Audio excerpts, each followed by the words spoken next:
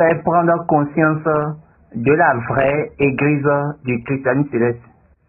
40 jours de jeûne, c'est bon. C'est bon, personne ne peut refuser cela. Mais concernant la semaine sainte, là, il n'y a pas, ce n'est pas 40 jours. On a dit, dans la Bible, dans aucune page de la Bible, ils n'ont pas parlé de 40 jours de jeûne.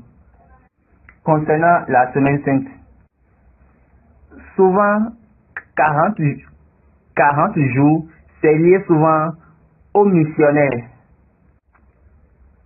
Élie était un missionnaire, Moïse était un missionnaire, Jésus était un missionnaire.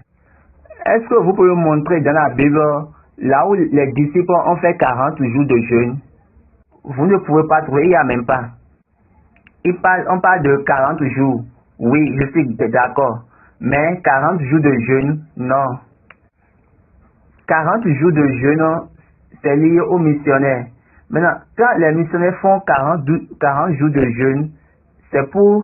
Donc, ces missionnaires font 40 jours de jeûne pour renverser toutes les choses qui vont les empêcher à aller, ou bien à exercer leur mission, ou bien à faire leur voyage. Pour renverser ou briser les choses qui vont les influencer au cours de leur voyage. Il y a une différence entre Moïse et Élie et Jésus-Christ. Quand ils ont affecté Jésus-Christ, Jésus-Christ a dit pardonne-les. Mais quand ils ont affecté Moïse et Élie, eux n'ont jamais pardonné. Donc c'est la différence entre Jésus et Moïse et Élie. Est-ce que vous voyez? Les missionnaires font 40 jours de jeûne pour leur consécration, pouvoir se relier à Dieu. Quand prend Jésus n'a pas fait les 40 jeûnes là chaque année. Selon les Écritures, il n'a pas fait les 40 jours chaque année.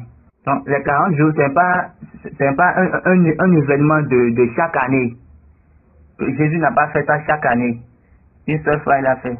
Maintenant, quand on prend la semaine sainte, il y a quelque chose qu'il a défini et c'est devenu maintenant un événement de chaque année. Bientôt, vous allez comprendre, et là vous allez comprendre également pourquoi l'Église céleste ne suit pas ce chemin de 40 jours de jeûne.